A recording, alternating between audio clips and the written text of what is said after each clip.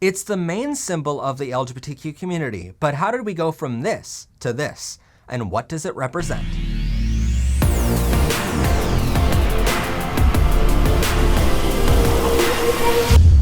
Welcome everyone to Powered by Rainbows. I'm of course your host, Professor Pride.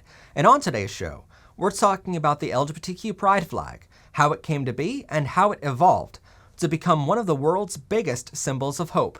But before we begin, don't forget to like, comment, and subscribe. Anyway, on to the show. Nowadays, you can find the rainbow flag outside of the storefronts or for sale in many shops around your hometown.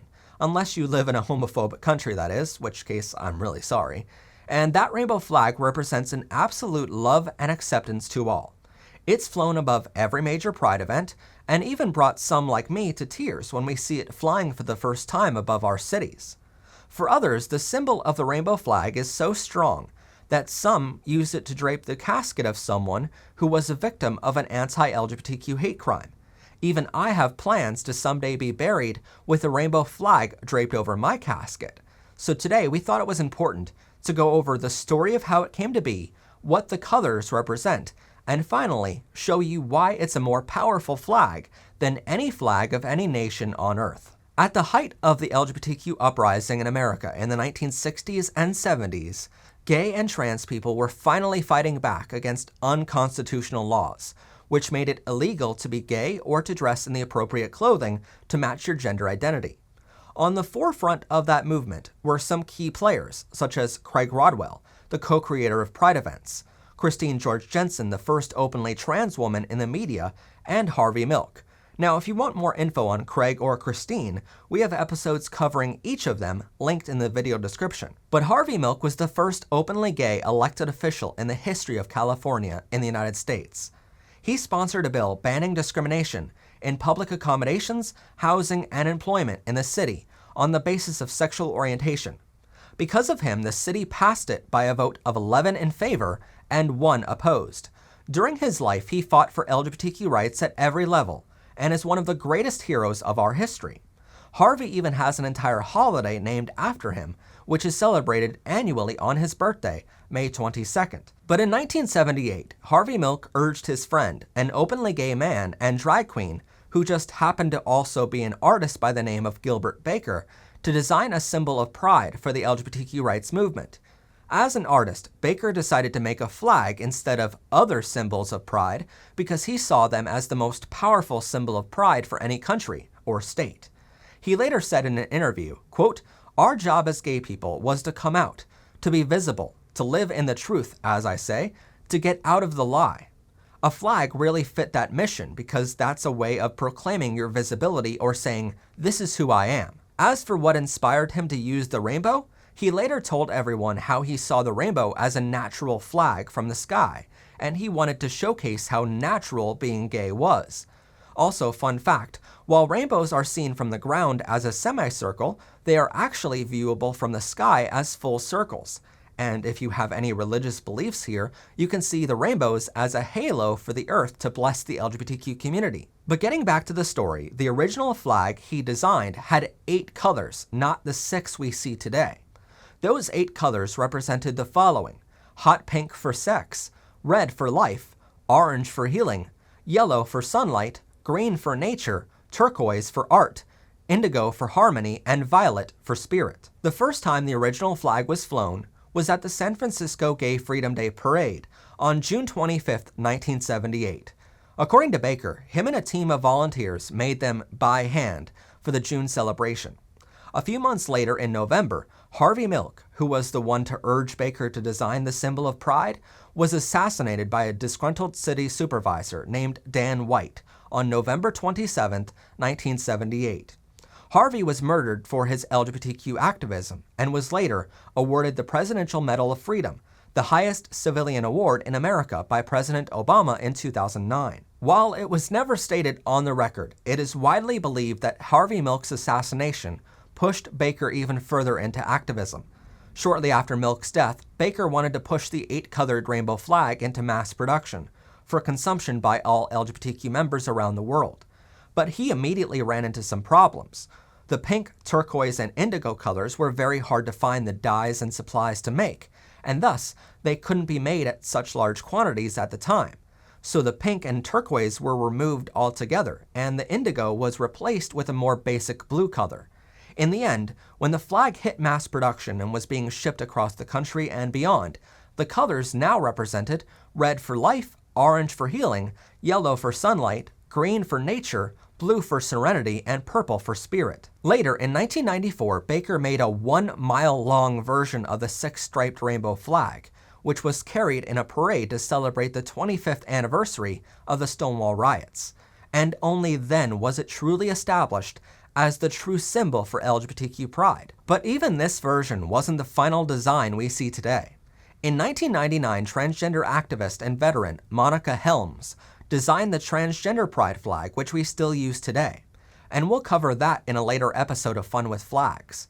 But this then complemented the six-stripe rainbow flag Baker designed, and both flags were now used to represent our community at events. Baker's flag for the sexual orientations, and Helm's flag for the gender identities. Years later, in 2017, Philadelphia, Pennsylvania was also seeing a rise in racism to LGBTQ members of color, and thus artists from the city added the black and brown stripes to the rainbow flag to protest racism. They knew the fight for equal rights and protections for LGBTQ often overlapped with the fight for people of color. This new, again 8-striped version represented black for diversity and brown for inclusivity, atop of the other 6 rainbow colors. But still, the flag wasn't finished in its evolution. In 2018, an artist by the name of Daniel Quasar combined all 3 flags into one. They took the 6-striped rainbow flag and made it the prominent feature because those 6 colors were at the heart of the LGBTQ rights movement over the years. But they also added the black and brown from the Philadelphia LGBTQ Pride Flag and the 3 colors from the Trans Pride Flag in a chevron on the left-hand side of the flag. Not only does this chevron showcase the arrows moving forward and progress of the community, but it shows how much people of color and trans people help the LGBTQ in our fight for equal rights. No one can know for sure if the LGBTQ Pride Flag is finished evolving, but it's come a long way since Gilbert Baker designed it in 1978. But as I say in many of my speeches at events and many times on this show, the LGBTQ Pride Flag should be honored and respected just as much as any country, state, or local flag. First off, it represents an estimated 767 million people on Earth currently. If LGBTQ people were our own country, we'd be the 3rd most populated country on Earth, with only China and India being slightly bigger, and we'd be 2.5 times as large as the 4th largest country, the United States. But the LGBTQ community are not our own country, and thus, this flag represents people from every country on Earth, even the most homophobic and transphobic among them. Just because your country believes it's wrong doesn't mean LGBTQ people don't exist in that country. And in many ways, we can compare our movement to the United Nations, because we fight for equal rights in every country. But the UN, while it's also an LGBTQ-friendly organization nowadays, only represents 193 out of the 195 countries on Earth, and it has limited power to change legislation.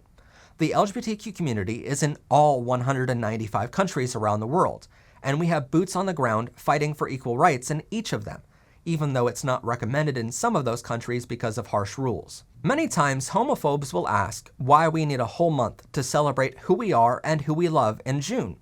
To that, I would point them in the direction of our recent episode covering the 259 LGBTQ holidays year-round, so it's far more than just a month here. But they accuse us of taking a whole month when veterans only get 1 day in American holidays, and to that, I agree. Veterans who served our countries and risked their lives, some of them even lost their lives, they deserve a holiday. But LGBTQ still haven't gained equal freedom. We're still in the middle of defending our rights. We're still in the middle of battle, and we're persecuted, unlike veterans. Many, many great people have fought, bled, and died protecting the LGBTQ community. Hate crimes against our community happen far too often. They happen to us, but not to veterans. And the solution to the hate lies in our education system, which seems to sit on their hands most of the time, while a production company from Pennsylvania and its 8 team members shows them how to do their jobs on a weekly basis with this very TV show. My point is that the LGBTQ flag should be flown at the same height as any country's flag, any state or local flag, and at the same height as any Pau Maya flag. You might disagree, but I would argue it represents more people in history than any of those other flags. There's a reason it's a hate crime in America to burn the LGBTQ Pride flag outside of a proper ceremony. To hold the flag upside down is one of the harshest forms of disrespect. There's a reason why we fly it at events, not just to symbolize our pride, but to honor those who have come before us and pave the way for us to wave that flag around now. Too many incredible people have fought for that flag to survive, and fought for the freedoms, liberties, and the equality it represents, including Harvey Milk. But keep in mind, while the current version of the LGBTQ Pride Flag, otherwise known as the Progress Pride Flag, represents the progress we have made already, the chevron on the left-hand side also represents the need for further progress in the future, because we have a long way to go in order to gain our equality. Knowing the LGBTQ, I wouldn't be surprised to hear it evolves again in the coming years.